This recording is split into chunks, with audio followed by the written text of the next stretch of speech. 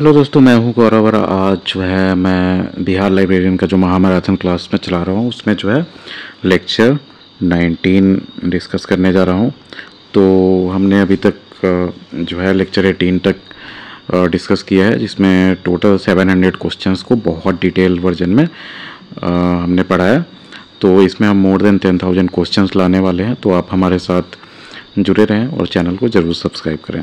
तो चलिए शुरू करते हैं। क्वेश्चन 701 देखते हैं। The fundamental category time is considered as. तो देखो, टाइम ये जो है आपका जो कोलोन क्लासिफिकेशन है ऐसा रंगनाथन का, उसका मैंने PMEST फ्रेमवर्क जैसे बताया था, जिसमें क्या होता है पर्सनैलिटी, मैटर, एनर्जी, स्पेस और टाइम, है ना। तो ये जो है ना, तो इसमें जो फंडामेंटल कैटेगरीज है तो इसको जो है आपका मोस्ट एब्स्ट्रैक्ट एलिमेंट कहा जाता है। अगर आप याद कर सकते हो तो याद कर लो, ठीक है। चलो इसका एक्सप्लेनेशन देखते हैं। In SR Ranganathan colon classification the fundamental category time with in the PMEST framework, personality, matter, energy, space, time. ये हम लोग किस चीज़ के लिए यूज करते थे?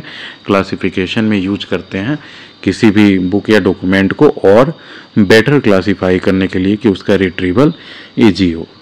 तो is considered the most abstract element, समझ गए। Time represent temporal aspect, that is the 20th century. समझ गए कि जैसे 20th सेंचुरी हुआ, 21st सेंचुरी हुआ, इस टाइप से कि वो किस समय का है। Which are intangible and conceptual compare to concrete facets like personality, जिसमें एंटिटीज आता है, मैटर, मटेरियल्स आ गया, etcetera. As the last facet in the PMEST sequence, time adds contextual specificity but lacks physicality. समझ गया? मतलब आपका जैसे कंटेक्चुअल स्पेसिफिसिटी हुआ कि जैसे कोई बुक है तो वो कब की लिखी हुई है, तो 19th सेंचुरी की, 21st सेंचुरी की, या टाइम हो सकता है तो वही जो है मतलब किसी भी समय का हो सकता है ना। जैसे आप जब मान लो कैलकुलस है, तो कैलकुलस न्यूटन बहुत पहले आए थे, उन्होंने एक कैलकुलस का आविष्कार किया। तो वही टाइम जो है सो आपका एक तरह से जैसे एक तरह से फिजिकलिटी नहीं दिखाता है। जैसे और क्या हो गया, जैसे एक तरह से मैटर हुआ, तो कोई भी जब मैटर हुआ जिसको आप टच कर सकते हो वगैरह वगैरह, लेकिन टाइम जो है उसको आप एक तरह से फील कर सकते हो, कंटेक्स्ट दे सकते हो कि ये जो है, जैसे मान लो 1947 में देश आज़ाद हुआ, तो ये कंटेक्स्ट बताता है ना कि अभी से 70 ईयर्स पहले या इस टाइप से तो वो हुआ। This abstraction allows colon classification to classify subjects with temporal dimensions flexibly distinguishing time from more concrete categories, making most abstract element the correct choice। समझ गया?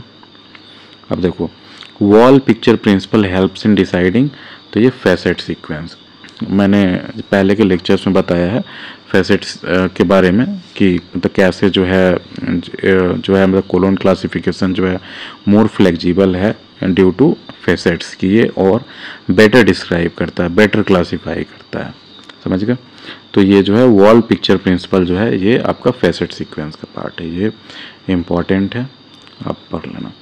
तो एक्सप्लेनेशन देखते हैं। The wall picture principle proposed by SR Ranganathan helps in deciding the facet sequence in the colon classification। समझ गए? It states that a facet providing the context, the wall, should precede the main subject। समझ गए? The picture।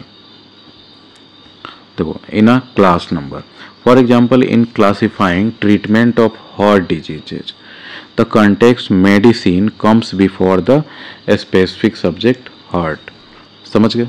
Treatment of, तो ये वही है wall picture principal में जो कहा जाता है कि कंटेक्स्ट देखो, वॉल और पिक्चर, तो पिक्चर जो हुआ ना, तो देखो जब वॉल जो हुआ तो क्या हुआ, तो यहाँ पे पिक्चर आपका हो गया मेन सब्जेक्ट। समझ गए? ऐसे माना जाता है। और उसके बाद वॉल जो हुआ आपका ये कंटेक्स्ट हुआ। समझ गए? से याद कर सकते हैं। तो ऐसे मान लो कि कोई पिक्चर वॉल पे जो टंगा हुआ है, तो पिक्चर जो हो गया उसको आप मेन सब्जेक्ट मानोगे, और वॉल जो हो गया वो कंटेक्स्ट हो गया। समझ गया?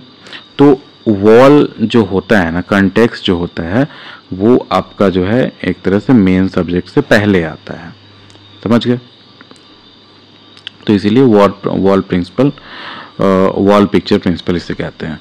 अब देखिए इसका एक एग्जांपल है, जैसे आप जब क्लासिफाई कर रहे हो ट्रीटमेंट ऑफ हार्ट डिजीज है, तो ट्रीटमेंट ऑफ हार्ट डिजीज में तो किस चीज़ से ट्रीटमेंट होगा, तो मेडिसिन से ही ट्रीटमेंट होगा। तो वो हार्ट जो हुआ वो सब्जेक्ट हो गया आपका, और मेडिसिन जो हो गया वो आपका कंटेक्स्ट हो गया, समझ गया। तो this principle ensures a logical helpful sequences for users enhancing retrieval efficiency. तो ये जितना भी फेसेट्स हो गया, पीएमईएसटी फ्रेमवर्क हो गया, ये सब जो है आपका रिट्रीवल एफिशिएंसी और फ्लेक्सिबिलिटी के लिए किया जाता है। तो it does not directly addresses subject headings, complex subjects और रिक्लासिफिकेशन, समझ गए। अब देखो, the process by which a library can identify active collection for reprocessing is. तो ये पहले भी मैंने बताया principle of osmosis. Principle of osmosis क्या होता है, तो इसमें रीक्लासिफिकेशन होता है बेसिकली, देखो तो रीक्लासिफिकेशन, और ये रीक्लासिफिकेशन जो होता है प्रिंसिपल ऑफ ऑस्मोसिस में देखो जैसे कलेक्शन फॉर रीप्रोसेसिंग, वही रीप्रोसेसिंग मतलब क्या हुआ रीक्लासिफिकेशन। तो मान लो कि पहले आप किसी लाइब्रेरी में हो और उसमें डीडीसी जो है डेविड डेसिमल क्लासिफिकेशन, इसके अनुसार जो है सबका जैसे क्लासिफाई किया गया बुक्स का, और फिर आपको जैसे ऑर्डर मिलता है या सजेशन मिलता है या इंस्ट्रक्शन मिलता है कि आप इसको जो है कोलोन क्लासिफिकेशन, जस्ट बिकॉज ये एस आर रंगनाथन का है और इंडियन क्लासिफिकेशन है, तो आप कोलोन क्लासिफिकेशन में कीजिए। तो आपको है उस सब का जो है कलेक्शन का रीप्रोसेसिंग करना पड़ेगा। तो ये जो है प्रिंसिपल ऑफ ऑस्मोसिस में आता है। देखो, the principle of osmosis proposed by S R Ranganathan is the process by which a library identifies its active collection for reprocessing during reclassification. This principle likens reclassification to osmosis, where changes permeate gradually to update a collection from one scheme जैसे DDC to another scheme colon classification with minimal disruption। समझ गए कि अगर आप ऐसे तो नहीं कर सकते हैं ना कि पूरा लाइब्रेरी को ही 3-4 महीने के लिए बंद कर दे कि जब तक जो है हमारे लाइब्रेरी में अगर मान लो 3 लाख बुक है तो जब तक वो पूरा का पूरा क्लासीफाई नहीं हो जाता है तब तक लाइब्रेरी नहीं खुलेगा। तो ऐसा नहीं कर सकते हैं ना, तो वही जो प्रोसेस है वो स्लो एंड स्टीडी रखा जाता है, तो इसको प्रोसेस ऑफ ऑस्मोसिस कहते हैं, जिससे मिनिमल जो है तो डिसरप्शन हो। एक्टिव कलेक्शंस फ्रीक्वेंटली यूज्ड और critical materials are prioritised for reprocessing. जो सबसे ज़्यादा यूज होने वाला बुक है, जो प्रायोरिटी की बुक्स है उसको जो है हम लोग सबसे ज़्यादा प्रायोरिटी देते हैं। द प्रिंसिपल्स ऑफ लेटर और earlier in evolution guide subject arrangement while oasis is not a recognised term. समझ गए, not a principle for facet sequences. समझ गया। तो ये प्रिंसिपल ऑफ ऑस्मोसिस जो है ये फेसेट सीक्वेंस का तो है नहीं, ये तो आपका क्लासिफिकेशन है मान लो। तो ये देखो रीप्रोसेसिंग का एक टाइप है। देखो द प्रिंसिपल ऑफ ऑस्मोसिस हो जाएगा। द प्रिंसिपल ऑफ ऑस्मोसिस पे मैंने ज़्यादा क्वेश्चंस इसलिए भी रखा है क्योंकि ये बहुत ज़्यादा पूछा जाता है और थोड़ा टर्म ऐसा सुनने में लगता है कि जैसे बायोलॉजिकल टर्म है, लेकिन लाइब्रेरी में उसका कैसे यूज होता है ये आपको पता होना चाहिए। देखो, the principle of osmosis proposed by S.R. Ranganathan relates reclassification not facet sequence। समझ गए कि आपको reclassification करना है, समझ गए ना। Facet sequence principles used in colon classification include the whole organ principle, cow-calf principle, act and action actor tool principle। ये सब जो है देखो, तो ये सब प्रिंसिपल्स है जो आप डिटेल में पढ़ सकते हैं अगर आपको मन हो, अदरवाइज ये सब क्वेश्चंस को जो है ऐसे भी मेमोराइज कर ले सकते हैं, मतलब बेसिक जानकारी के साथ। समझ गए। तो फेसेटेड सीक्वेंस जो है जो कोलोन क्लासिफिकेशन में होता है include the whole organ principle. Whole organ principle जो होता है ब्रॉडर सिस्टम बिफोर पार्ट्स। समझ गए। काउ का प्रिंसिपल जो है ग्रुपिंग रिलेटेड एंटिटीज, वो सब को ग्रुप कर दिया जाता है। Act and action, actor tool principle जो है सीक्वेंसिंग एक्शन रिलेटिंग फेसेट। तो these guide the logical order of facets like PMEST जो फ्रेमवर्क है Osmosis, however, describe the gradual transition from during reclassification, ensuring minimal disruption. समझ गए? अब देखो, hospitality in chain can be secured by, देखो hospitality in chain है ना, तो ये आपका गैप डिवाइस है, ये याद कर लो, ये भी इम्पोर्टेंट है.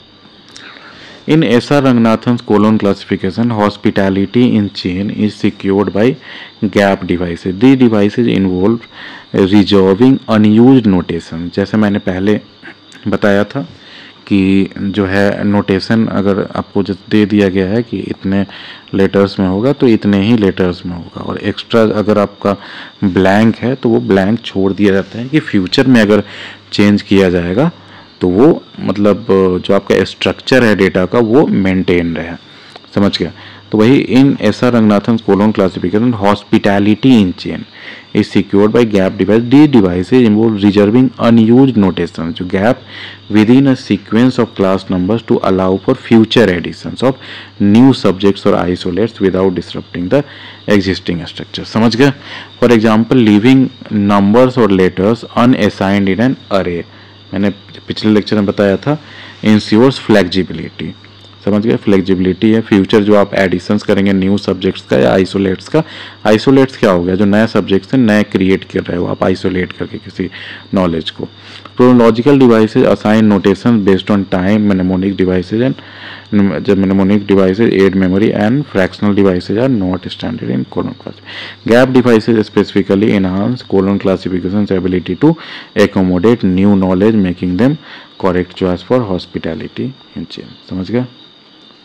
अब देखो, intra facet phase relation is used for representing relationship between, देखो इंट्रा फेसेटेड जो है ना, देखो इंटर रहता तो डिफरेंट फेसेट होता है, डिफरेंट फेसेट, और इंट्रा जो है ना तो ये सेम फेसेट के बीच में. समझ गए? तो two isolates belonging to the same facet. देखो, in SR. Ranganathan colon classification and intra facet phase relation represents the relationship between two isolates within the same facet such as comparison or bias. Example, heart versus lung within the personality facet of medicine. समझ गया? तो ये दोनों जो है सो आपको same facet दिख रहा होगा, है ना, कंपैरिजन और जो बायस टाइप का है ना, जैसे हार्ट वर्सेस लंग हुआ, तो ये जो है two isolates belonging to the same facet. समझ गए कि आपका जब फेसेट सेम है और जिसमें आपका आइसोलेट्स अलग अलग हो गया, heart versus lung. Introduce in the fourth edition 1952 में जो है कोलोन क्लासिफिकेशन का फोर्थ एडिशन पब्लिश हुआ था. These relations use specific notations to denote connections, enhancing colon classification analytical synthetic precision. Interfacet phase relations involve different facets, जो मैंने बताया था कि इसमें डिफरेंट फेसेट्स होगा. इंटरफेसेट फेज रिलेशंस में involve different facet while options involving three isolates are not. समझ गए? देखो, अब कोलोन क्लासिफिकेशन जो है फर्स्ट टू थर्ड एडिशन, ये जो है देखो, ये स्टार्टिंग में जो है ना सो रिजिड स्ट्रक्चर था कोलोन क्लासिफिकेशन का भी. फिर बाद में जो फोर्थ एडिशन से जो हुआ ना, सो ये जो है इसको रिजिड को जो है बाद में और ज़्यादा फ्लेक्सिबल बनाया गया. समझ रहे हो? फ्लेक्सिबल बनाने मतलब क्या हुआ कि इसमें जैसे फेसेट्स ऐड करके किया गया, PMEST फ्रेमवर्क वगैरह है, ये सब मतलब ऐड हुआ है, ये सब के बारे में. तो वही colon classification first to third edition is a rigidly faceted classification scheme. देखो देखते हैं इसका explanation. The first to third editions of the colon classification published in 1933, 1939 and 1950. तो फर्स्ट कब पब्लिश हुआ ये तो आप याद ही रखना, 1933, और फिफ्थ भी इम्पोर्टेंट है तो वो 1950 में हुआ था. A rigidly faceted classification scheme developed by SR. Ranganathan, जो पता होगा आपको. These early editions introduce faceting but had limited flexibility. समझ गया? जैसा डेविड डेसिमल क्लासिफिकेशन है उस टाइप का, with predefined facets combination and simpler notation. Primarily the colon, जो कोलोन इस तरह से यूज होता था, ये सब सिंपल नोटेशंस इसमें यूज होता था और सिंपल प्री डिफाइंड फेसेट्स जो होता था वो। अनलाइक इन्यूमरेटिव स्कीम्स, पता है क्या जो कहते हैं इन्यूमरेटिव स्कीम्स जो हो गया, जो मतलब पूरा रिजिड होता है, ठीक है। हाँ, एग्जाम्पल डीडीसी हो गया, फिर जैसे लाइब्रेरी ऑफ कांग्रेस क्लासिफिकेशन, ये सब जो है इन्यूमरेटिव स्कीम्स है जो आपका फिक्स होता है। और फ्रीली फेसिटेड स्कीम्स जिसमें आ गया कोलोन क्लासिफिकेशन का 4th एडिशन से आता है। These editions restricted facet manipulation making them rigidly faceted, समझ गए। The shift to freely faceted began with the 4th edition 1952 which introduced PMEST framework and greater flexibility conforming the rigid structure the first 3 edition, समझ गए। अब देखो colon classification 4th to 6th addition, तो ये आपका क्या हो जाएगा, जैसे रिजिड तो 3rd तक था, तो ये फ्रीली फेसेटेड क्लासिफिकेशन स्कीम, समझ गया। देखो एक्सप्लेनेशन देखते हैं। The 4th to 6th edition of the colon classification published in 1952, 57, 1960 are freely faceted classification schemes. Starting with the 4th edition, S R. Ranganathan introduced the PMEST framework and distinct symbols for facets, जो है मतलब comma हो गया, colon हो गया, semi colon हो गया, ये सब जो है allowing flexible combinations of facets to form class number, समझ गए। These editions with advancements like phase relations भी ऐड किया गया। Enable dynamic classification of complex subjects unlike rigidly faceted early editions और enumerative schemes like DDC, समझ गया। अब देखो कोलोन क्लासिफिकेशन 7th एडिशन ही जा, तो 7th एडिशन का जो कोलोन क्लासिफिकेशन है, तो ये आपका क्या मैंने बताया था कि जैसे 3rd तक था तो ये रिजिड था, रिजिड को और क्या कहते हैं आपको देखो इन्यूमरेटिव, रिजिड को ही इन्यूमरेटिव स्कीम कहते हैं, तो ये भी याद रखना आपका। उसके बाद क्या हो गया, तो वो फ्लेक्सिबल हो गया। अब फ्लेक्सिबल जो है इसी में जो है आप याद कर लो एक और चीज़ कि कोलोन क्लासिफिकेशन में ही जो है एनालिटिकल सिंथेटिक अप्रोच यूज किया जाता है क्लासिफिकेशन में, जो इसको फ्लेक्सिबल बनाता है, समझ गए। तो ये सब टर्म्स आप याद रखना। देखो तो एक्सप्लेनेशन देखते हैं। Fully freely faceted classification scheme, the 7th edition of the colon classification published in 1987, ये भी बहुत इंपॉर्टेंट है, याद कर लो कि 7th एडिशन जो है 1987 में पब्लिश हुआ था। ये जो freely faceted classification scheme prepared by A Neelameghan others, ये जो है आपका इनका जो डेथ हो गया था रंगनाथन का, तब ये पब्लिश किया गया था। It maximised colon classification analytical synthetic approach incorporating 10 phase relations, refined PMEST framework जो था एंड अपडेटेड शेड्यूल्स, समझ गया। तो इसमें ये भी याद कर लेना कि 7th जो आपका हुआ उसमें टोटल जो है 10 फेज रिलेशंस तब तक हो गया था, ठीक है। Unlike rigidly faceted early editions, enumerative schemes DDC और almost faceted schemes UDC, the 7th edition allows unrestricted combination of facets, enabling precise classification of complex interdisciplinary subjects. This freely faceted design represents the culmination of Ranganathan's vision, making it the correct, समझ गए। अब देखो 710 देखते हैं। Subject formed with a basic subject and one or more isolate idea defined है। देखो एक basic subject होना चाहिए उसमें और एक जो है सो आपका आइसोलेट आइडिया होना चाहिए। तो ये दोनों को ऐड कर दिया जाता है तो क्या बनता है, तो आपका बनता है कंपाउंड सब्जेक्ट। कंपाउंड मतलब ऐसे भी याद होगा आपको, पढ़े होंगे बच्चों में, जोड़ना होता है। देखो इन S.R. Ranganathan classification theory, a subject formed by combining a basic subject with one or more isolate ideas is called a compound subject, समझ गए। अब basic subject is a broad discipline, समझ गए। जैसे मेडिसिन हुआ तो मेडिसिन का समझ रहे हो कितना ब्रॉड है, इसमें आयुर्वेदा से लेके ट्रेडिशनल मेडिसिन, एलोपैथी, यूनानी सब आ जाता है। तो ये ब्रॉड डिसिप्लिन हुआ। तो वैसे डिसिप्लिन हुआ जैसे फिजिक्स हो गया, केमिस्ट्री, मैथ्स, मेडिसिन, ये सब डिसिप्लिन्स में आते हैं, समझ गए। तो ये आपका जो है बेसिक सब्जेक्ट हुआ। अब आइसोलेट्स क्या हुआ? Isolates are specific facets. अब स्पेसिफिक फेसेट जो आइसोलेट वो मेडिसिन से निकला होगा, समझ गया। ये जैसे ब्रॉड डिसिप्लिन हो गया मेडिसिन, और इसमें से आइसोलेट्स जैसे हार्ट ट्रीटमेंट हो गया, हार्ट और ट्रीटमेंट। तो ये हार्ट और ट्रीटमेंट ये दोनों अलग अलग आइसोलेट्स है ना, हार्ट और उसका ट्रीटमेंट।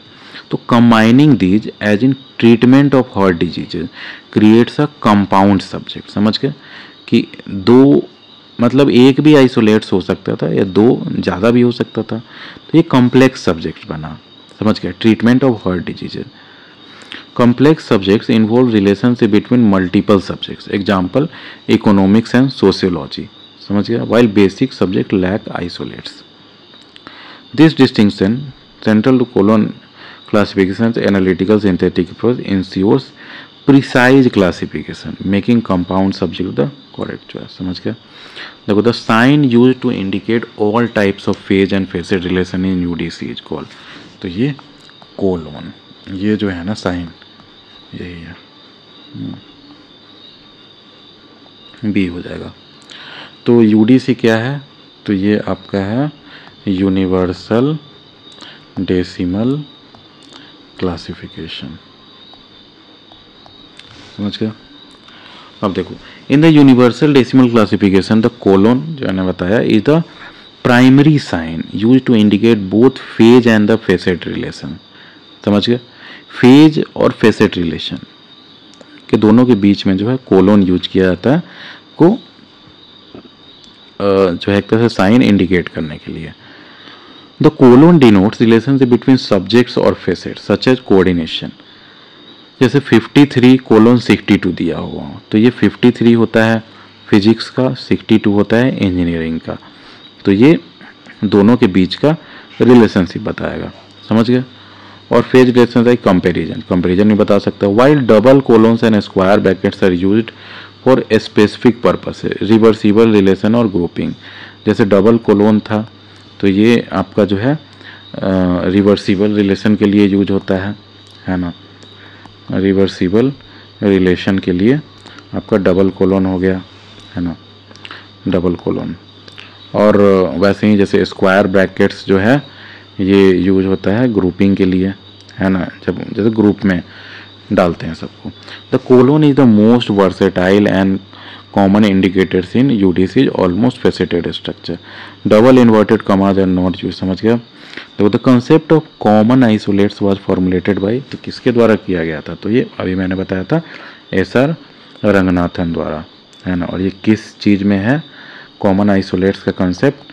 तो ये है कोलोन क्लासिफिकेशन में, ये याद रखना।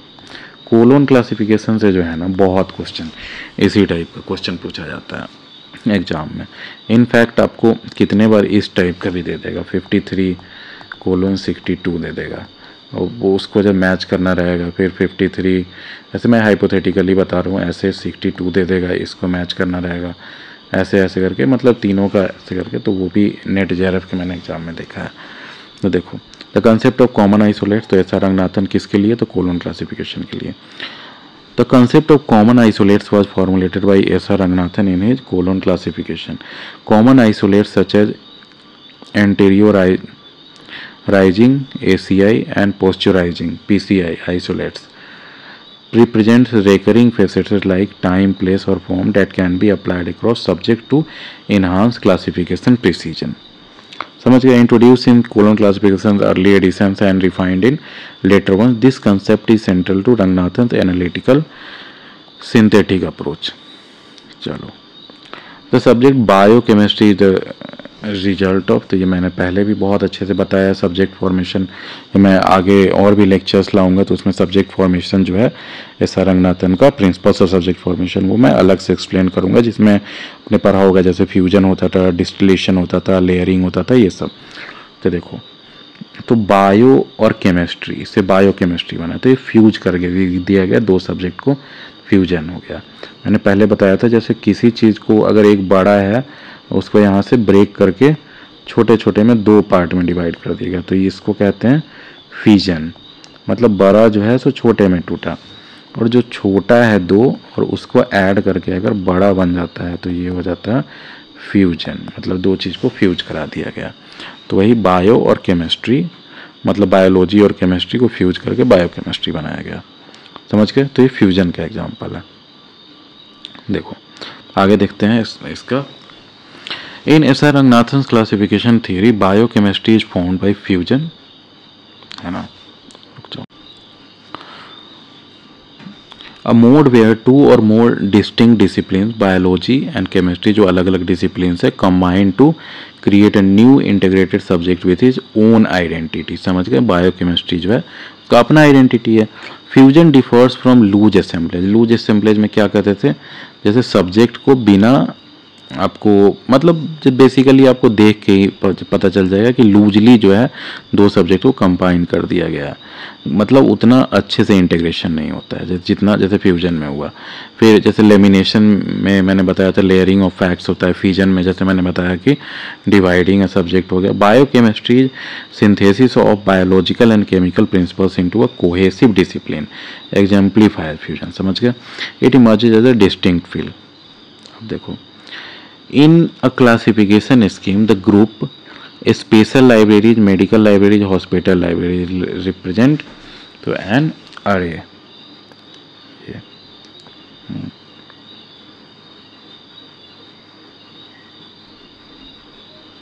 देखो, तो ये स्पेशल लाइब्रेरी, मेडिकल लाइब्रेरी और हॉस्पिटल लाइब्रेरी, इसमें क्या है ये, तो इसमें आप ध्यान से देखोगे तो ये सारा जो है सो लाइब्रेरीज है।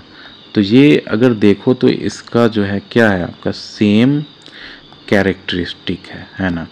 सारा लाइब्रेरीज के बारे में ही है, वो स्पेशल लाइब्रेरी के बारे में हो। स्पेशल लाइब्रेरी किसको कहते हैं, आपको बहुत बार एग्जाम में पूछा जाता है कि जैसे मान लो कि इसरो का लाइब्रेरी हुआ तो इसरो का लाइब्रेरी स्पेस साइंस के बारे में होगा, DRDO का लाइब्रेरी हुआ तो वो डिफेंस के बारे में होगा, है ना।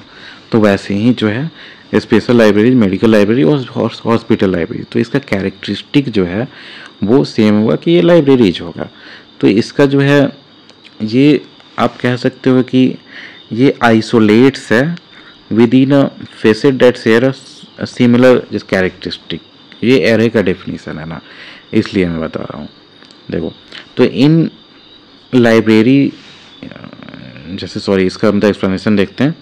In classification theory groups like special library, medical library and hospital library represent N अरे, a set of coordinate classes or isolates within a facet that share a common characteristic। समझ गए? In this case 3 groups are a specific type of libraries within the facet of library types। समझ गए? Arranged at the same level of hierarchy। A facet is a broader category, example library types। A chain is a hierarchical sequence of class and a characteristic is the basic of division। समझ गए? बाकी सब इसलिए नहीं हो सकता है, जैसे फेसेट का मैंने बता दिया, है ना। अब देखो empty digit device issued in colon classification to is provide for, तो ये किस चीज़ के लिए जो होता है, तो एक्स्ट्रापोलेशन इन एरे या हॉस्पिटैलिटी इन एरे। एक्स्ट्रापोलेशन में एरे क्या हुआ कि मैंने जैसे बताया था कि एरे में जैसे कोई स्पेस खाली है, वहाँ पे डेटा नहीं है, तो उसको ब्लैंक छोड़ दिया जाता है ना। ब्लैंक छोड़ दिया जाता है कि फ्यूचर में जो है आपका कोई नया सब्जेक्ट्स बनेगा या आइसोलेट्स होगा तो उसको उसमें ऐड किया जाएगा, है ना। तो वो डेटा का जो स्ट्रक्चर है उसको मेंटेन करने के लिए किया जाता है, ठीक है। तो वही एम्प्टी डिजिट के बारे में मैंने पहले ही बताया है। तो in SR Ranganathan colon classification the empty digit device example जो मैंने बताया था Z और 0 प्रोवाइड्स फॉर हॉस्पिटैलिटी इन अरे एंड एक्स्ट्रापोलेशन इन अरे। समझ गए? Empty digits have no semantic value but serve as place holders, कि आप एक प्लेस जो है जैसे बस में छेक के बैठ जाता है ना कोई, तो वैसे ही प्लेस जो है place holder allowing new isolates to be added to an array without disrupting existing notations. समझ गए? कि जो नोटेशंस जो पहले से है वो सब डिस्टर्ब नहीं होना चाहिए, और फ्यूचर में जो है आपका कुछ भी आइसोलेट्स वगैरह ऐड करना है तो उसमें ऐड कर सकते हैं। देखो, this ensure the system can accommodate new subjects hospitality and extend sequences beyond current limits. Extrapolation, समझ गए? एक्सट्रापोलेशन किसको कहते हैं? अगर मैथमेटिकली देखोगे तो मान लो कि कोई आपका अपने जैसे देखा जाए तो स्टैटिस्टिक्स में कि ये जैसे ग्राफ हो गया आपका, एक्स एक्सिस हो गया, वाई एक्सिस हो गया, तो मान लो कि कोई ऐसे ऐसे ऐसे ऐसे करके डेटा 4 पॉइंट्स है, तो इसका एक्स्ट्रापोलेट किया जाता है। तो ये एक मान लो इक्वेशन बना के इसके आगे का जो है आप पता कर सकते हो कि अगर x इतना है तो आपका जो है y कितना होगा। तो इसको एक्स्ट्रापोलेशन का कहते हैं अगर टेक्निकल टर्म में देखो तो। और अगर ऐसे आप समझ गए होंगे कि मतलब फ्यूचर में जो है उसको ऐड किया जाएगा, ये सब समझ कर देखो। अब देखो 716 देखते हैं। Emptying digit device issued in colon classification to provide for, ये मैंने बता दिया है, हॉस्पिटलिटी इन एरे या extrapolation in array. Empty digit है, अच्छा इसको एम्प्टिंग डिजिट है, ये कोई नहीं। देखो, in SR Ranganathan colon classification the emptying digit device example Z0 provides for hospitality in array and interpolation in array. An emptying digit is a notational symbol with no semantic value used to reserve space with a sequence for inserting new isolates. वही है, same है ना? देखो आगे देखते हैं। The terminology of library classification is an intrinsic terminology. तो intrinsic terminology क्या हुआ? तो इंट्रिंसिक टर्मिनोलॉजी हुआ कि जो आपका जो है ना कि टर्मिनोलॉजी जो है वो इसी से रिलेटेड है ना? लाइब्रेरी रिलेटेड टर्मिनोलॉजी हुआ है ना, कि इसका अलग अलग स्पेशलाइज्ड टर्म्स होगा इसमें, समझ गया? स्पेशलाइज्ड टर्म्स मतलब आपका जनरल टर्म्स जो होता है जो दूसरे सब्जेक्ट्स में यूज होता है वो टर्म्स इसमें नहीं डिफाइन करेगा लाइब्रेरी साइंस में, इसके जो है अपने अपने टर्म्स होंगे। तो इसको इंट्रिंसिक टर्मिनोलॉजी कहते हैं, समझ गए? The terminology of library classification is described as intrinsic terminology at is concepts of specialized terms and concepts inherent to the discipline of classification. समझ गए कि जो क्लासिफिकेशन जो है उससे रिलेटेड ही जो है टर्म्स यूज होता है इसमें, such as facets, isolates, canons, notations, ये सब जो है दूसरे सब्जेक्ट में नहीं यूज होता है, फेसेट्स, आइसोलेट्स, कैनन्स वगैरह। These term developed by theorists like SR. Ranganathan and W.C.B. Sayers are unique to the field and carry precise meaning within classification systems like DDC, colon classification or UDC. Unlike interactive terminology implying user interaction, ordinary terminology हो गया common language और basic terminology जिसमें general terms आते हैं। Intrinsic terminology जो है reflects the specialized technical vocabulary essential for understanding and applying classification principle। जैसे मान लो कि मैं जैसे कैलकुलस है, तो कैलकुलस में आप देखे होंगे differentiation, integration, partial differential integration, vector calculus, तो ये सारा जो है आपका इंट्रिंसिक टर्म्स है रिलेटेड टू कैलकुलस। वो जो है आपका जो है एक तरह से वेक्टर कैलकुलस जो है दूसरे जगह नहीं यूज होता है या एज अ जनरल टर्म नहीं यूज होता है ना, वो है। अब देखो, detailed classification required for micro document is known as, तो इसको डेप्थ क्लासिफिकेशन कहते हैं। देखो, detailed classification required for micro document such as articles, reports और specific research papers is known as depth classification in library science. Depth classification a term coined by S.R. Ranganathan involves highly granular and specific categorization to handle detailed subjects, often using faceted sequence like colon classification.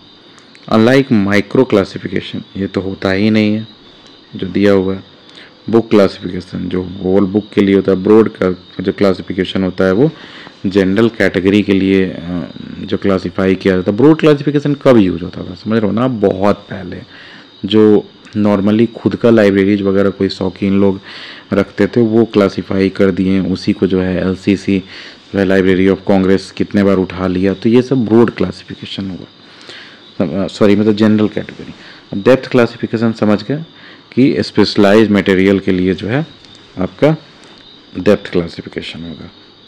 अब देखो, a traditional subdivision of an old main class is known as, तो canonical class, ये भी बहुत important है question. Subdivision of the old main class को जो है कैनोनिकल क्लास भी कहते हैं। In library classification a traditional subdivision of an old main class, समझ गए, traditional subdivision of old main class मतलब पहले से जो दिया हुआ है आपका क्लासिफिकेशन के प्रिंसिपल्स में, is known as the canonical class. This term used by, तो ये भी टर्म जो है वो एस.आर. रंगनाथन द्वारा ही यूज हो गया था, refers to standard well established subdivisions within a main class that have historical और कन्वेंशनल सिग्निफिकेंस। देखो जैसे अलजेब्रा हुआ, तो अलजेब्रा वो मैथमेटिक्स के अंदर आता है ना। जैसे अब देखो कि हुआ साइंस, तो साइंस के अंदर जो है आप अगर फिजिक्स, केमिस्ट्री, मैथमेटिक्स इस टाइप से आप अगर क्लासिफाई करते जाओगे तो ये भी तो उसका सब क्लास हुआ जो कि ऑलरेडी पहले से ही डिफाइंड है, तो ये सबको कैनोनिकल क्लास कहते हैं, समझ गए। अब देखो,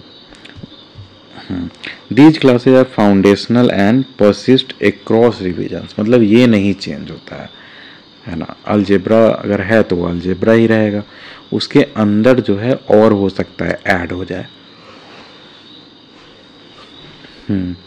ट्रेडिशनल क्लास इज टू वेग, समझ गए। हिस्टोरिकल क्लास इम्प्लाइज टेम्पलर, तो ये सब देखो आप आगे। क्वेश्चन 720 देखते हैं।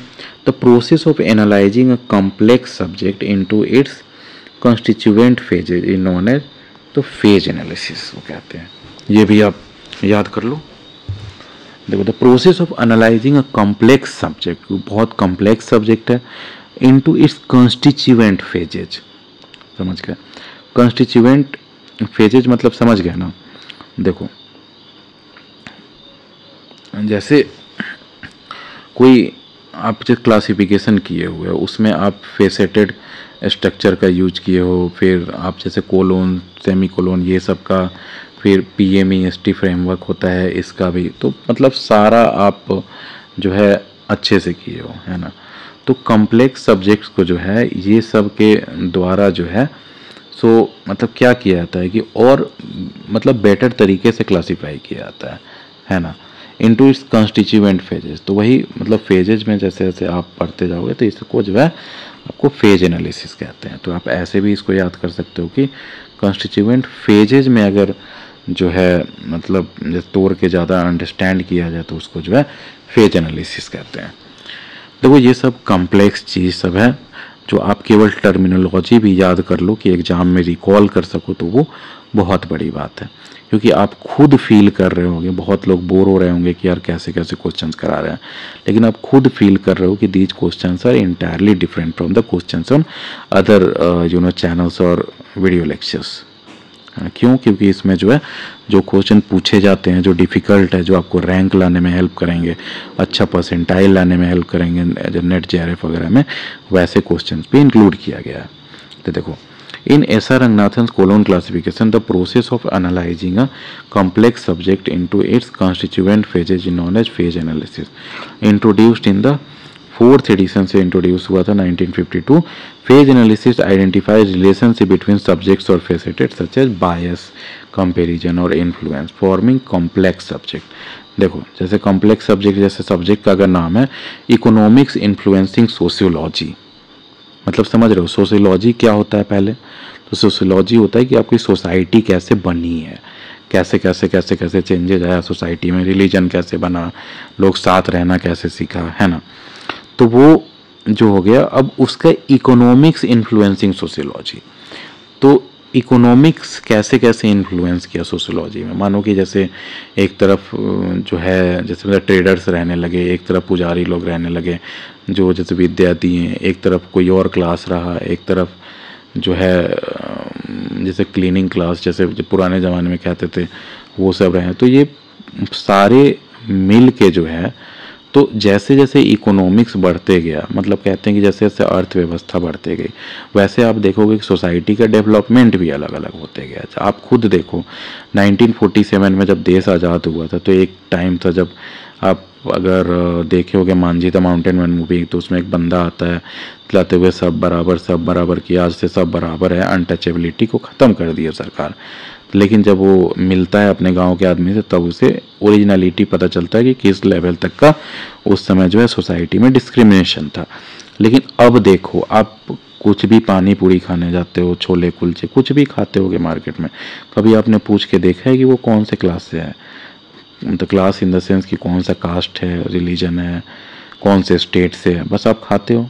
तो वैसे ही चेंजेज आते गए ना, तो वो भी इकोनॉमिक्स के कारण ही कहा जाता है चेंजेज बहुत। तो ऐसे ऐसे जो सब्जेक्ट्स हैं, जो आपके कॉम्प्लेक्स सब्जेक्ट्स हैं, जिसमें मतलब इकोनॉमिक्स का भी जिक्र है, और वो कैसे सोशियोलॉजी को मतलब एक तरह से सोसाइटी के फॉर्मेशन को इन्फ्लुएंस किया, तो ये सब हो गया। अब देखो, facet analysis break subjects into PMEST facets, समझ गया? हो गया। Array analysis deals with isolates within a facet, समझ गया? And isolate analysis not analysis. अब देखो, on the basis of common characteristic isolates are grouped in, तो array में कहते हैं। In SR Ranganathan classification theory, isolates are grouped into an array based on common characteristic. An array is a, ये मैंने पहले भी बताया है, सेट ऑफ कोऑर्डिनेट आइसो। ये आपको डेफिनेशन अगर याद रहेगा तो आप क्वेश्चन इसको आराम से कर पाओगे, इसलिए मैं इसका डेफिनेशन जो है बार बार पढ़ भी देता हूँ। देखो, N array is a set of coordinate isolates. देखो, तो जहाँ भी पूछा जाएगा आपको जैसे कोऑर्डिनेट आइसोलेट से रिलेटेड, तो आप अरे में टिक लगा सकते हो। विद इन अ फेसेट, समझ गए? शेयरिंग अ कॉमन एट्रीब्यूट, ये भी बहुत इंपॉर्टेंट है कि कॉमन एट्रीब्यूट होना चाहिए। एग्जाम्पल PMEST फ्रेमवर्क जो मैंने पहले डिस्कस किया था, जिसमें जैसे P से पर्सनालिटी होता है, मैटर, एनर्जी, फिर स्पेस टाइम वगैरह, तो ये सब। तो कॉमन एट्रीब्यूट मतलब पर्सनालिटी जो है, सो इसका देखो, with in the personality facet of medicine, medicine के ही पर्सनैलिटी फेसेट में आइसोलेट्स जैसे हो गया हार्ट, हो गया लंग, हो गया लीवर, फॉर्म एन एरे। क्यों? क्योंकि इनका कॉमन एट्रीब्यूट है। क्या कॉमन एट्रीब्यूट है? कि ये सारे ऑर्गन्स हैं आपके, है ना। Arrays are arranged at the same hierarchical level ensuring logical organisation.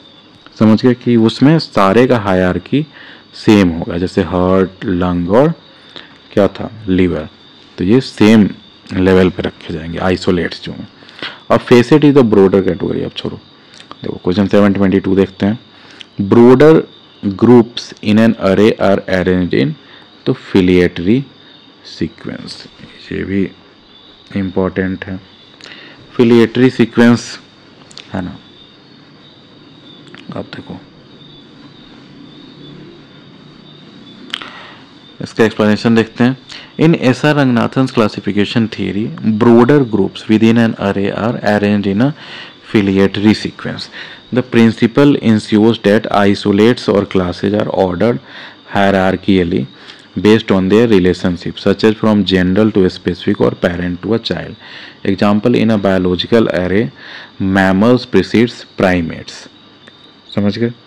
Primates species हुआ, तो वही है। देखो, इसमें बेसिकली है ना कि हायरार्की, समझ रहे हो ना कि हायरार्की उसको कहते हैं। जैसे आपके ग्रैंड फादर हुए, ग्रैंड फादर से आए आपके फादर, फादर से आए आप, यू से आएगा आपका सन, सन से आपका फिर आएगा ग्रैंड सन।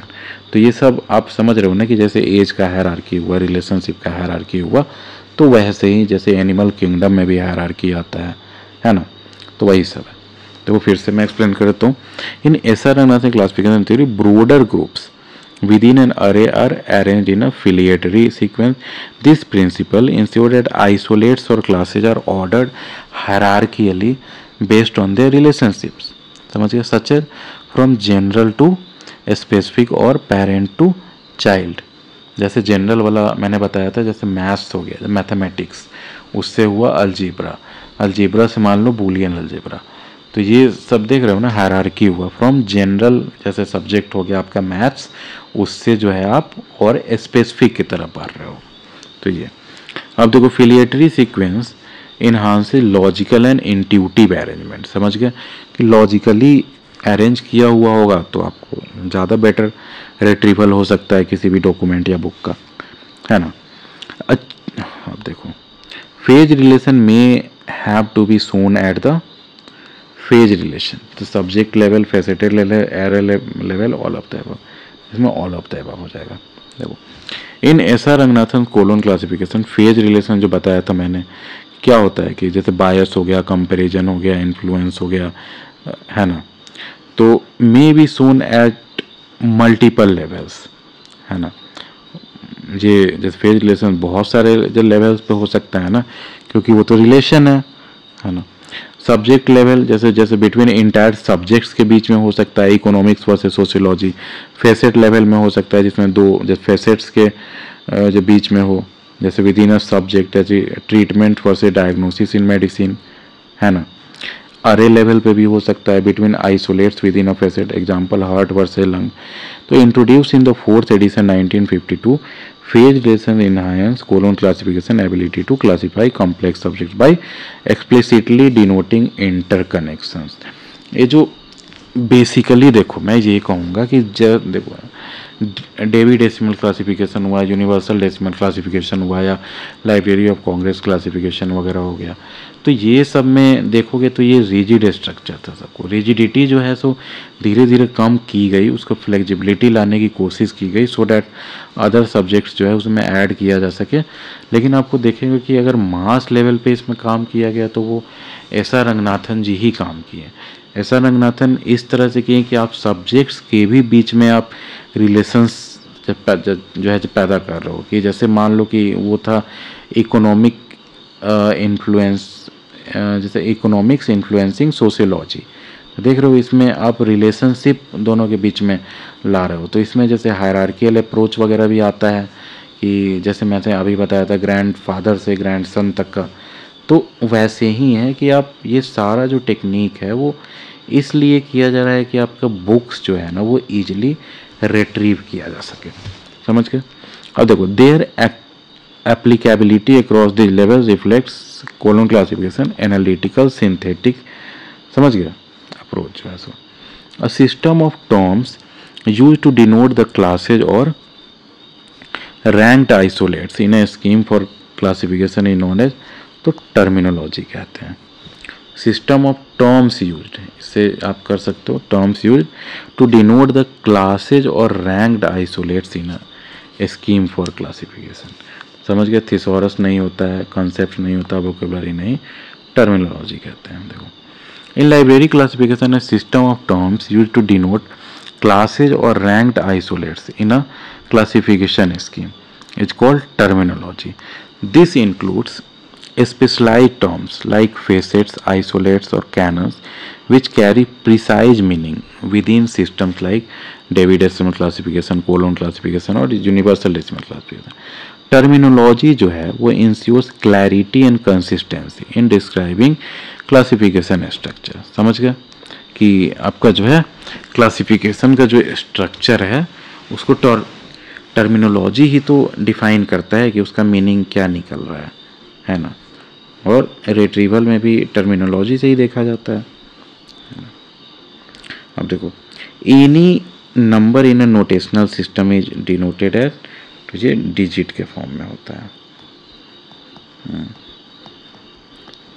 नोटेशनल सिस्टम में जो है कोई भी नंबर जो है सो डिजिट्स के फॉर्म में ही नोट किया जाता है। जैसे आपने देखा होगा, जैसे 0 0 0, फिर जैसे 1 1 1 इस टाइप के, 2 2 2 इस है था ना, 1 0 0 2 0 0 3 0 0 से 900 तक। तो ये सब जो है नंबर के फॉर्म में नोटेशनल यूज किया जाता है। देखो, in a notational system of a classification scheme any number is denoted as digits. समझ गए? Digits are the individual numerical character. 0 to 9 जो है डीडीसी में, यूडीसी में और कोलोन क्लासिफिकेशन में यूज होता है, और letters in library of Congress classification में यूज होता है और कोलोन क्लासिफिकेशन में यूज होता है ना। Used to construct notations which represent classes और आइसोलेट्स। समझ गए? फॉर एग्जाम्पल DDC 510 में 5 और 1 क्या है? तो डिजिट्स है। Notations are the complete sequence है। Example 510 symbols include non numerical characters. Example colons in universal decimal classification. समझ गए ये सब? अब देखो, placing closely related subjects in close proximity in a scheme of classification is called. तो ये देखो, नोटेशन नहीं होगा, पैरेलल सीक्वेंस नहीं होगा, फिलिएटरी सीक्वेंस नहीं होगा। फिलिएटरी सीक्वेंस मैंने अभी थोड़ी देर पहले बताया था, वो याद कर लो आप। तो इसमें कोलैकेशन कहते हैं। In library classification placing closely related subject in close proximity is called collocation. ये बहुत इंपॉर्टेंट है। समझ गए कि आपका क्लोजली रिलेटेड सब्जेक्ट्स जो होगा उसको क्लोज प्रॉक्सिमिटी में रखोगे आप। प्रॉक्सिमिटी मतलब आसपास रखना होता है, तो इसको को लोकेशन कहते हैं। इसको ऐसे भी याद कर सकते हो, को लोकेशन। को मतलब होता है, इसका हो गया मतलब ऑलमोस्ट सेम प्लेस, है ना। जैसे आपका PhD करोगे तो को गाइड होता है, तो आपका जैसे 2 गाइड अगर है तो को गाइड एक होता है, एक आपका मेन गाइड होता है। वैसे ही आपका है ना कोऑपरेटिव सोसाइटी होता है जिसमें सब मिलजुल के करते हैं। तो वैसे ही को लोकेशन में मतलब होता है कि साथ में, तो उसी से वर्ड बना है कोलोकेशन, क्लोज प्रॉक्सिमिटी। तो दिस प्रिंसिपल, तो इस टाइप से भी अगर कभी कभी आपको अगर आंसर नहीं आता है एग्ज़ाम में, तो इस टाइप से अगर आप टर्म्स को थोड़ा अच्छे से ध्यान से पढ़ोगे ना, तो आप ऑप्शंस में टिक लगा सकते हो। जैसे इसमें कोलोकेशन किससे बना होगा? तो को लोकेशन से। देखो, this principle emphasized by theorist like S are Ranganathan and Melvil Dewey institute at related topics. Example physics and chemistry in DDC 500 are group together enhancing user navigation and retrieval efficiency. समझ गया? Notation represents class number, parallel sequence involves equal level ordering and filiatory sequence arranges hierarchically within an array. देखो, तो ये सब जो है आपका बहुत इंपॉर्टेंट है। देख रहे हो एक आपका क्वेश्चन में कितना इंपॉर्टेंट टर्म्स मिल गया। जैसे नोटेशन रिप्रेजेंट्स क्लास नंबर, मैंने पहले बताया था, मैंने इसके जस्ट पहले वाले में, कि जो है रिप्रेजेंट करता जो है जब नोटेशन क्लास नंबर को रिप्रेजेंट करता है। अब पैरेलल सीक्वेंस क्या इन्वॉल्व करता है? तो इक्वल लेवल ऑर्डरिंग, कि 2 इक्वल लेवल का है तो उसको पैरेलल सीक्वेंस कहते हैं। और फिलिएटरी सीक्वेंस में मैंने बताया था क्या? तो हायरार्की के बारे में, है ना। Filiatory sequence arranges hierarchically within an array. तो collocations focus on grouping related subjects reflect the user centric design. देखो, who evolved the dynamic theory of classification. तो डायनेमिक थ्योरी ऑफ क्लासिफिकेशन समझ गए ना, कि एक हो गया आपका रिजिड स्ट्रक्चर जो मैंने बताया था, जिसमें रिजिड स्ट्रक्चर में क्या क्या आ जाता है। तो रिजिड में जैसे आपका डेवी डेसिमल क्लासिफिकेशन हो गया, लाइब्रेरी ऑफ कांग्रेस क्लासिफिकेशन हो गया, तो ये सब रिजिड स्ट्रक्चर में आता है। अब जैसे कोलोन क्लासिफिकेशन हो गया, तो ये एनालिटिको सिंथेटिक अप्रोच आप पढ़े हो गए, PMEST फ्रेमवर्क के कारण, फेसेट्स के कारण, सिम्बल्स जो यूज करते हैं, सेमी कोलोन, कोलन, तो ये सब के कारण देख रहे हो कि आप जो है और बेटर और डीपली क्लासीफाई कर सकते हो। अरे में भी आपने देखा कि उसमें खाली जगह तक छोड़ दिया जाता है कि आप फ्यूचर में जो है इसका आइसोलेट्स निकलेगा या फिर उससे रिलेटेड जो होगा उसको जो है ऐड किया जाएगा। समझ गए? तो who evolved the dynamic theory of classification. तो डायनेमिक मतलब वही होता है जिसमें चेंज आते रहे और वो इवोल्व करता रहे हमेशा। तो ये किसका? SR रंगनाथन का ही किया गया है। ऐसा रंगनाथन कौन सा क्लासिफिकेशन दिए थे, तो कोलोन क्लासिफिकेशन, ऐसा रंगनाथन जो है। और ये कौन से बुक में जो है डायनेमिक थ्योरी ऑफ क्लासिफिकेशन दिया हुआ है, तो ये है प्रोलेगोमेना टू लाइब्रेरी क्लासिफिकेशन, उसमें लिखा हुआ है ये सब। तो देखिए, ऐसा Ranganathan and his associates evolve the dynamic theory of classification as articulated in his Prolegomena to library classification. कब का लिखा हुआ है ये, 1937 का, ये बहुत इंपॉर्टेंट है। थर्ड एडिशन जो है 1967 में आया था इसका, प्रोलेगोमेना टू लाइब्रेरी क्लासिफिकेशन का। This theory emphasises the adaptability of classification system. समझ गए कि एडेप्ट करना चाहिए वो टाइम के साथ और आने वाले नॉलेज और टाइप ऑफ नॉलेज के साथ भी। समझ गए। इंट्रोड्यूसिंग जो है concept like faceted classification, PMEST and modes of subject formation, example fusion, lamination, etc. Unlike the descriptive theories of E.W. Hume, E.C. Richardson and J.D. Brown, which focused on static organization. समझ गया। Who is regarded as the first classificanist?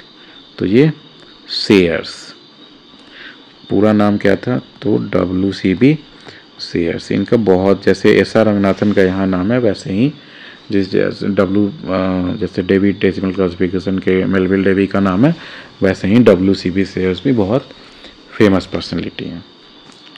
अब देखो, WCB Sayers is regarded as one of the first classificationist due to his foundational work in library classification, particularly canons of classification 1915 में। समझ गया। तो cannons of classification कौन दिया है, तो WCB सेयर्स 1915 में। Shares articulated descriptive principles for designing classifications systems influencing early 20th century library science. While S.R. Ranganathan revolutionized classification with his dynamic theory, J.D. Brown developed the subject classification and E.C. Richardson contributed theoretical insights. Sayers' early systematic approach earned him recognition as a pioneer. Who is regarded as the grammarian of library classification? तो ये जो है dynamic classification के कारण जो है ये बहुत ज़्यादा अच्छा क्लासिफिकेशन स्कीम है, कोलोन क्लासिफिकेशन S.R. रंगनाथन का। समझ गया। और ये कौन से बुक में इन्होंने लिखा है, तो प्रोलेगोमेना टू लाइब्रेरी क्लासिफिकेशन। समझ गया। देखो इसका पढ़ते हैं। S.R. Ranganathan is regarded as the grammarian of the library classification for his systematic scientific approach. Scientific approach इनका क्यों था फील्ड में, क्योंकि ये एक और रीजन है, बहुत कम लोग को पता होगा कि ये मैथमेटिशियन भी थे, doctor S.R. Ranganathan. As outlined in the Prolegomena to Library Classification, his development of canons, postulates and the PMEST framework provided a rigorous grammar for classification akin to linguistic rules. Ranganathan's colon classification and dynamic theory formalized classification as a discipline. समझ गए?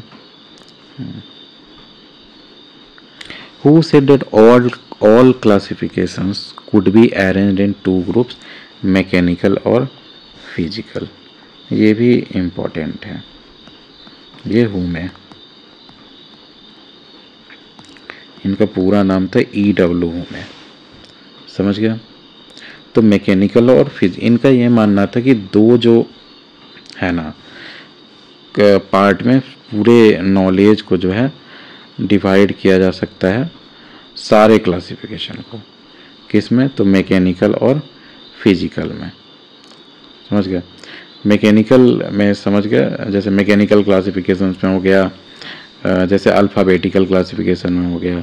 Physical classification में आपका जो हो जाएगा, जो logical relationship जो हुआ ना, फिजिकल रिलेशन वो आएगा। तो देखो इसका पढ़ते हैं एक्सप्लेनेशन। तो E.W. Hume in his work on library classification proposed that all classification could be arranged in two groups, mechanical and physical. In his 1911 to 1912 articles, Hume distinguished mechanical classifications based on arbitrary divisions, example alphabetical, from physical classification based on natural or logical relationship. समझ गए? Example subject based. The suggestion was made that classification could be divided into these two groups to highlight their organizational principles influencing early classification theory. समझ गया?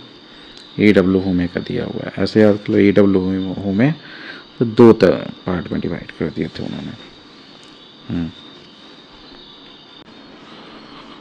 देखते हैं question number 731। Which means a subject in a classification scheme is given to alternative subjects. तो ये हो जाता है alternative location.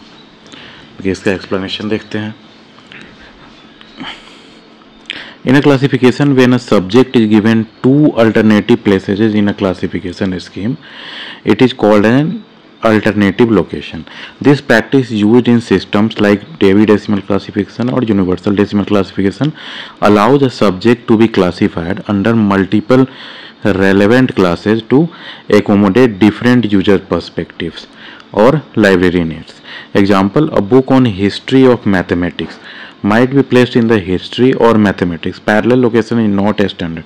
देखो तो इसका मीनिंग वही हुआ। देखो लाइब्रेरी क्लासिफिकेशन करते क्यों है कि हमारा जो बुक का है वो रिट्रीवल जो है अच्छे से हो सके और जो मतलब बुक की रिक्वायरमेंट है, जो यूजर्स की नीड्स हैं उनको फुलफिल कर सकें। अगर यूजर जो है मैथमेटिक्स डिपार्टमेंट में हिस्ट्री ऑफ मैथमेटिक्स खोजने जाए तो उसको जो है जब जैसे जो है जो है एक तरह से मैथमेटिक्स के डिपार्टमेंट में भी मिलना चाहिए और उसके बाद हिस्ट्री के डिपार्टमेंट में भी किसी यूजर को जैसे एक तरह से खोज रहा है, जैसे history of India, history of physics, history of जो है केमिस्ट्री, तो वहाँ भी जो है जैसे यूजर का रिक्वायरमेंट हो सकता है। तो इसी को कहते हैं कि जो है अल्टरनेटिव लोकेशन, कि वो दो जगह जो है एक साथ हो सकता है। तो विच, तो वही है क्वेश्चन फिर से देख लो। Which means a subject in a classification scheme is given to alternative subject. समझ में आ गया क्यों करते हैं? अब देखो question 732, colon classification in a example of. तो कोलोन क्लासिफिकेशन किसका दिया हुआ है आपको मैंने बहुत बार बता चुके हैं, एस.आर. रंगनाथन द्वारा। तो ये जो है आपको एनालिटिको सिंथेटिक फेसेटेड क्लासिफिकेशन कहते हैं। ये मैंने बहुत बार बताया है कि ये जो है सो आपका फ्लेक्सिबल है कि न्यू सब्जेक्ट्स को भी जो है एकोमोडेट कर सकता है। तो एक्सप्लेनेशन देख लो। Colon classification developed by SR. Ranganathan is an analytico synthetic faceted classification. It analyses subjects into to facets, जो हो गया आपको जो मैंने बताया है PMEST फ्रेमवर्क वाला। तो इसमें जो होता है पर्सनैलिटी, मैटर, एनर्जी, स्पेस और टाइम, और सिंथेसाइज देम यूजिंग नोटेशंस के भी जैसे अनुसार जो है कॉमा के अनुसार हम लोग ये करते हैं, कोलोन के अनुसार करते हैं, सेमी कोलोन वगैरह, समझ गए ना। तो ये to form class numbers unlike enumerative classification, example DDC listing readymade numbers और ऑलमोस्ट इन्यूमरेटिव। देखो इन्यूमरेटिव में कौन कौन आता है? इन्यूमरेटिव में आता है कि जो आपका फिक्स है, जो मतलब जिसका क्लासिफिकेशन पहले ही से क्लासिफाई जो है एक तरह से नंबर्स दे दिया गया है, उसी के अनुसार जो भी आपके सब्जेक्ट्स हैं उसी के बेसिस पे आपको करना है। तो उसको इन्यूमरेटिव क्लासिफिकेशन कहते हैं, जिसमें आपका डेवी डेसिमल क्लासिफिकेशन आता है। फिर जैसे LCC जो है लाइब्रेरी ऑफ कांग्रेस क्लासिफिकेशन, तो ये सब जो है इन्यूमरेटिव में आ गया। लिस्टिंग रेडीमेड नंबर्स जैसे पहले से ही होता है। और ऑलमोस्ट इन्यूमरेटिव में क्या होता है कि थोड़ी थोड़ी जो है फ्लेक्सिबिलिटी इसमें रखी जाती है, समझ गए। अब Colon classification faceted approach allow dynamic construction of complex subjects, समझ गए कि जो कॉम्प्लेक्स सब्जेक्ट्स हैं उनका भी जो है डायनेमिकली हम लोग अच्छे से जो है उसको क्लासीफाई कर सकें, समझ गए। अब देखो 733 देखते हैं। राइडर्स इंटरनेशनल क्लासिफिकेशन है। तो राइडर्स इंटरनेशनल क्लासिफिकेशन जो है ये भी आपका इन्यूमरेटिव क्लासिफिकेशन में ही है, मतलब इसका भी जो है फिक्स्ड है। ये आपका जो फ्लेक्सिबल जो होता है वो नहीं है इसमें। तो इन्यूमरेटिव क्लासिफिकेशन देखो, अब ये एक्सप्लेनेशन देख लो कि याद रहे आपको लॉन्ग टर्म तक। राइडर्स इंटरनेशनल क्लासिफिकेशन, जिसको RIC भी कहते हैं, developed by Fremont Rider in the 1960s, is an enumerative classification system. समझ गए? It provides predefined readymade class. समझ गए? तो ये भी देख लो कि किसके द्वारा ये डेवलप किया गया था, तो फ्रेमंट राइडर। तो readymade class number for subjects organise hierarchically similar to DDC और लाइब्रेरी ऑफ कांग्रेस क्लासिफिकेशन। तो अनलाइक फेसेटेड क्लासिफिकेशन, फेसेटेड में कौन कौन होता है, जैसे कोलन क्लासिफिकेशन जो है, इसमें जैसे मैंने बताया फेसेट्स क्या हो गया, जैसे PMEST फ्रेमवर्क वगैरह जो है जो फॉलो करते हैं ये सब, और फ्रीली फेसेटेड सिस्टम्स। लेटर जो है एक तरह से लेटर के जो है, देखो ये वाला जो था जो है एक तरह से फेसेटेड क्लासिफिकेशन, तो इसमें थोड़ी फ्लेक्सिबिलिटी थी, मतलब कंप्लीट फ्लेक्सिबिलिटी नहीं थी। लेकिन जो 4th एडिशन जो है कोलन क्लासिफिकेशन का जब आया, तो उसमें और ज़्यादा जो है मतलब बहुत हाई फ्लेक्सिबिलिटी दे दिया गया कि आप नए नए सब्जेक्ट्स भी उसमें ऐड कर सकते हैं। समझ गए? तो RIC relies on listing subjects explicitly, limiting flexibility but simplifying application। समझ गए? ऑलमोस्ट इन्यूमरेटिव क्लासिफिकेशन जो है, जैसे UDC हुआ, तो ये ऑलमोस्ट इन्यूमरेटिव है, मतलब ऑलमोस्ट आपका जो है एक तरह से फिक्स्ड है। समझ गए? इसमें ज़्यादा चेंज नहीं होता, थोड़ा बहुत जो है फ्लेक्सिबिलिटी बढ़ता गया था। तो ये सब इनकॉर्पोरेट सम फेसेटेड स्कीम्स। समझ गए? आप देखो 734 देखते हैं, लाइब्रेरी ऑफ कांग्रेस क्लासिफिकेशन है, तो ये फेसेटेड सॉरी, ये मतलब इसमें जो फ्लेक्सिबिलिटी नहीं होता है, DDC हो गया, LCC हो गया, ये सब में तो ये आपका इन्यूमरेटिव क्लासिफिकेशन हो गया। देखो Library of Congress classification LCC developed by JCM Hanson and Charles Martel. ये आप याद कर लो, मैंने पहले भी बहुत बार बताया है कि किसने इसे डेवलप किया है। तो डेवलप्ड बाय JCM हैंसन जो थे और चार्ल्स मार्टेल, इन्होंने डेवलप किया। Is an enumerative classification system, ये इन्यूमरेटिव क्लासिफिकेशन सिस्टम है।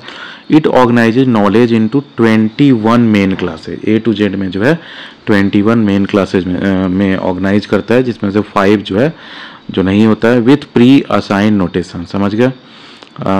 लिस्टिंग सब्जेक्ट्स हायरार्कियली, इसमें जो है प्री असाइन नोटेशन होता है, जैसे डेविड डेसिमल क्लासिफिकेशन में आपने देखा है, और हायरार्कियली जो है आपका जो है एक तरह से सब्जेक्ट्स का लिस्टिंग होता है। हायरार्कियली मतलब आप समझ रहे हो, जैसे मान लो कि हुआ आपका नेचुरल साइंस, अब नेचुरल साइंस में आ गया आपका, मान लो हाइपोथेटिकली मैथमेटिक्स, ठीक है, एक सेकेंड, नेचुरल साइंस में आ गया अगर मैथमेटिक्स, फिर मैथमेटिक्स में आ गया आपका मान लो अलजेब्रा में आ गया आपका जैसे बूलियन अलजेब्रा। तो ये देख रहे हो ना, ये इसको हायरार्की कहते हैं। समझ गए? Unlike faceted classification, example colon classification, constructing numbers via faceted और freely faceted scheme. Library of Congress classification provide ready-made class numbers ensuring simplicity but limiting flexibility for complex subjects। समझ गए? अब देखो 735 देखते हैं, डेवी डेसिमल क्लासिफिकेशन है। तो Dewey decimal classification मैंने बताया है कि जैसे DDC है और आपका LCC है, ये जो है आपका इन्यूमरेटिव क्लासिफिकेशन में आता है, इन्यूमरेटिव क्लासिफिकेशन। समझ गए? इन्यूमरेटिव क्लासिफिकेशन मैंने बहुत बार बता दिया कि इसमें जो है आपका फिक्स्ड होता है क्लासिफिकेशन स्कीम्स, मतलब कौन से जो है एक तरह से नोटेशंस यूज करने हैं आपको पहले से, तो इसमें फ्लेक्सिबिलिटी नहीं होती है। तो Dewey decimal classification created by Melvil Dewey कब हुआ था? तो 1876 में। Is an enumerative classification system, it divides knowledge into 10 main classes 000 से 900, providing pre-assigned ready-made class numbers for subjects in hierarchical structure। तो अनलाइक फेसेटेड क्लासिफिकेशन जिसमें आ जाता है वही, मतलब जो कोलन क्लासिफिकेशन ऐसा रंगनाथन वाला, और freely faceted system, freely faceted भी जो है कोलन क्लासिफिकेशन भी जो है ना, तो 4th एडिशन से फ्रीली फेसेटेड हो जाता है। Dewey decimal classification list subjects explicitly simplifying classification but limiting flexibility for multi dimensional topics. समझ गए? वैसे ही जो है इसमें भी जो है देखो, कोलोन क्लासिफिकेशन जब फिक्स था, फ्लेक्सिबिलिटी नहीं थी, तो इसमें भी जो है फ्लेक्सिबिलिटी लाने के लिए जो है ना, सो आपको जैसे ऑक्सिलियरी टेबल्स ऐड करने पड़े, जिससे जो है आप और ज़्यादा सब्जेक्ट्स को जो है इसमें क्लासिफाई कर सकें।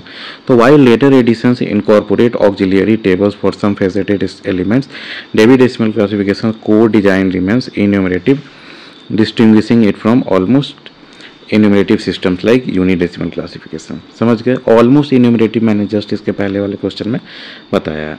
अब देखो question 736, which mode is assembling together of two or more of subjects and isolates ideas.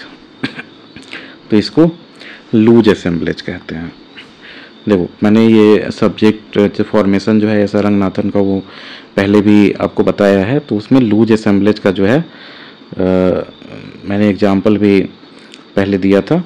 तो देखो, तो इसमें जो है टू और मोर सब्जेक्ट्स जो है ना, जो जैसे आइसोलेट आइडियाज है उसको ऐसे ही बस मतलब कंप्लीटली अगर आप अच्छे से मतलब जब दोनों को ऐड कर दोगे तो जब फ्यूजन हो जाएगा, लेकिन आप वो कंप्लीटली एडेड नहीं हो, लूजली असेंबल किया गया हो दो सब्जेक्ट्स या आइसोलेट्स को, तो उसको लूज असेंबलेज कहते हैं।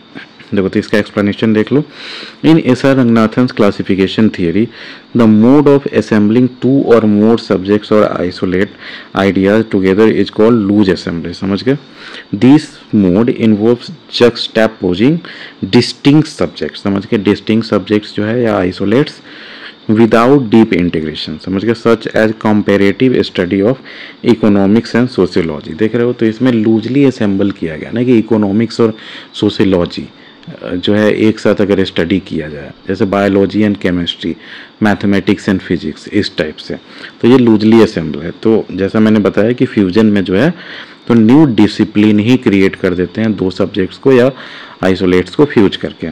तो देखो, unlike fusion creating a new discipline like biochemistry, fission जिसमें डिवाइडिंग अ सब्जेक्ट्स होता है, और क्लस्टरिंग जिसमें ग्रुपिंग सुपरफिशियली रिलेटेड सब्जेक्ट्स, जो थोड़ा मोड़ा रिलेटेड सब्जेक्ट हो उसको एक साथ कर दिया जाए तो उसको जो है क्लस्टरिंग कहते हैं। Loose assemblage retains the individual identities of components forming complex subject for relational analysis. समझ गया? अब देखो, Ranganathan's approach to the structuring of subjects is based on तो पोस्टुलेशन थियरी। तो समझ गया कि स्ट्रक्चरिंग ऑफ द सब्जेक्ट्स जो है तो ये पोस्टुलेशन अप्रोच कहते हैं। पोस्टुलेट्स आपको पता होगा ना।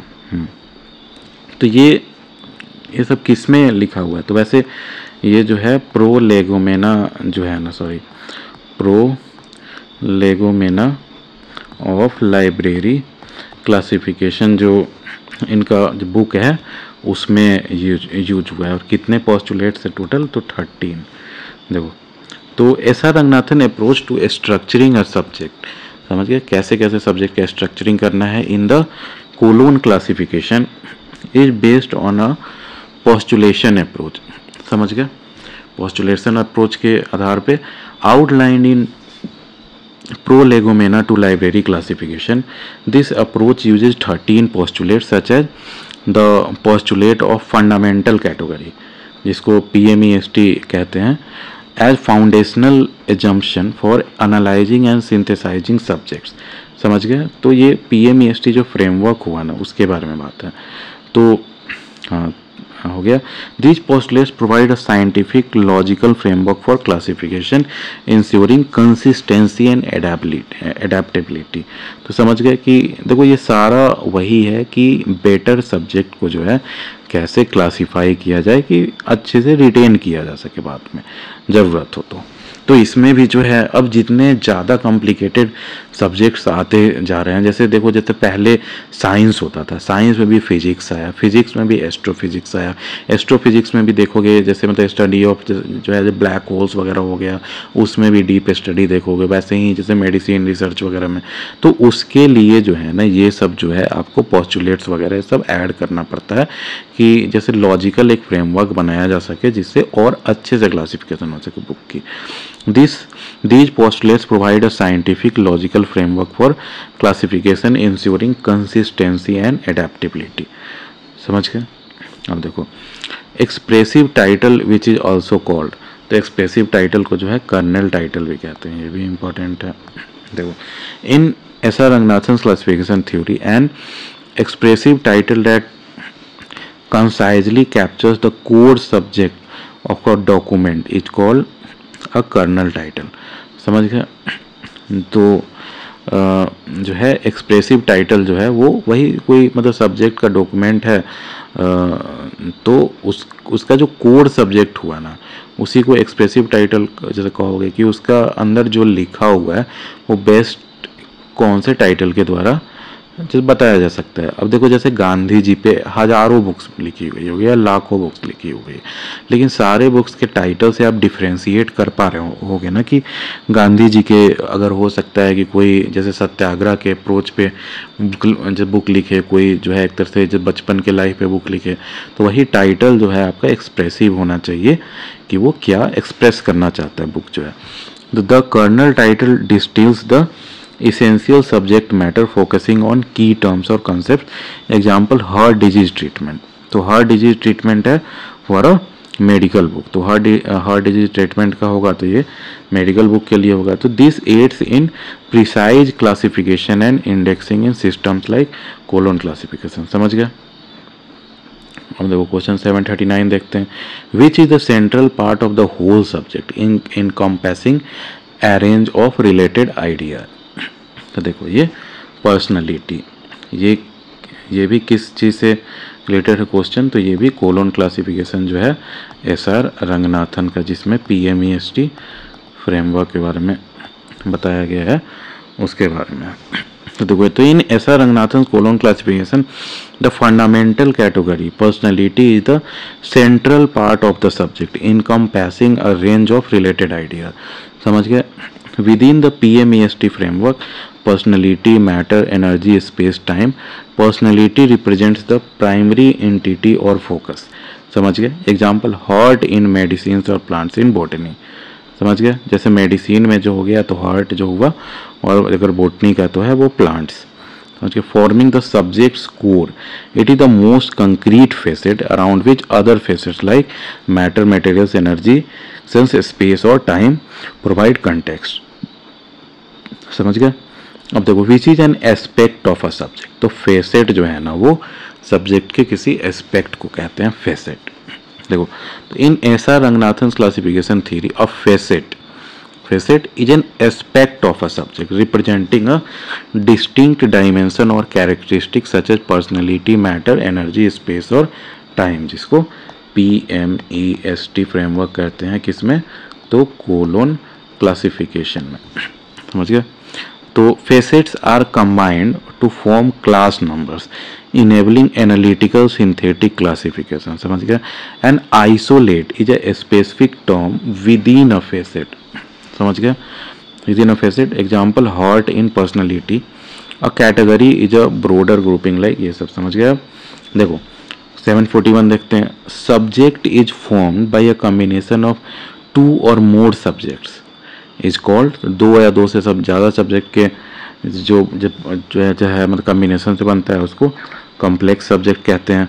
जैसे मान लो कि जैसे हिस्ट्री ऑफ एस्ट्रोफिजिक्स है, हिस्ट्री ऑफ एस्ट्रोफिजिक्स, तो ये देख रहे हो कितना जैसे कॉम्प्लेक्स सब्जेक्ट दिख के लग रहा है। इसमें हिस्ट्री भी है, एस्ट्रोनॉमी भी है, फिजिक्स भी है। समझ गए? In SR Ranganathan's classification theory, a subject formed by combining 2 or more subjects is called a complex subject। Complex subjects arise from phase relations like comparison or influence। समझ गए? Economic influencing sociology।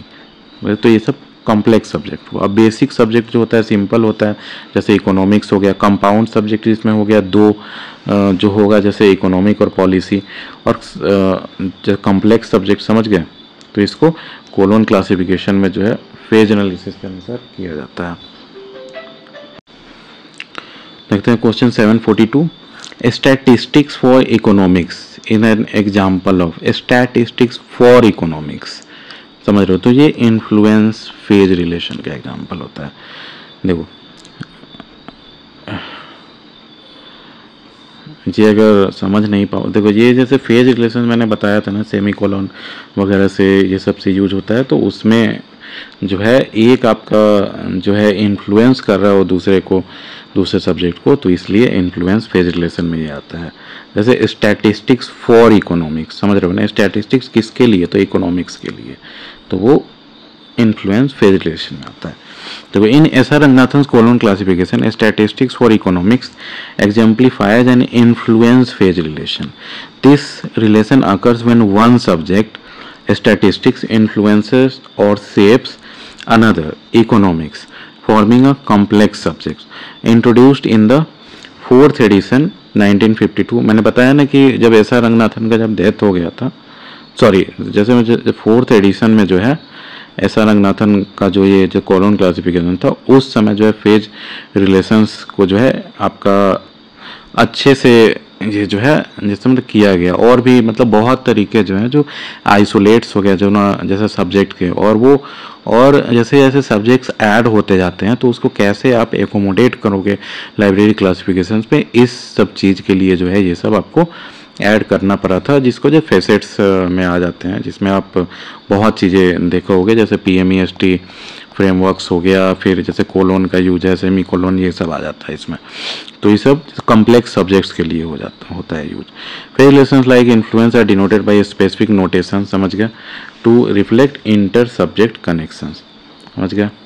अब देखो in UDC common isolates are called, तो common isolate देखो universal decimal classification जो है ये आपका इन्यूमरेटिव तो है, लेकिन ये कम्प्लीटली इन्यूमरेटिव नहीं है, लिटिल बिट कह सकते हो ना, लिटिल बिट जो है सो आपका फ्लेक्सिबल है। फ्लेक्सिबिलिटी आपको लाया गया था कि अदर जो सब्जेक्ट्स नए नए आते जाए उनको ऐड करने के लिए, तो इसीलिए जो है कॉमन आइसोलेट्स जो हो गए उसको ऑक्सिलियरी टेबल्स कहते हैं। देखो in the universal decimal classification, common isolates are called auxiliary tables. These tables provide standardized notations for recurring aspects like time, place, form और language. समझ गए। 1 to 9 for geographical areas use होता है, 0 for forms like dictionaries applicable across subject, समझ गए। तो वैसे ही तो auxiliary tables enhance universal decimal classification almost faceted structure, जो मैंने बताया कि ये ऑलमोस्ट फेसेटेड स्ट्रक्चर है जो है, enabling precise classification of multi dimensional subjects या टॉपिक, समझ गया। तो ये यहाँ जो है हमारा लेक्चर ख़त्म होता है। हमारे चैनल को ज़रूर सब्सक्राइब करें क्योंकि इसमें मोर देन 10,000 क्वेश्चंस हम लोग लाने वाले हैं। चलिए, thank you, have a nice day.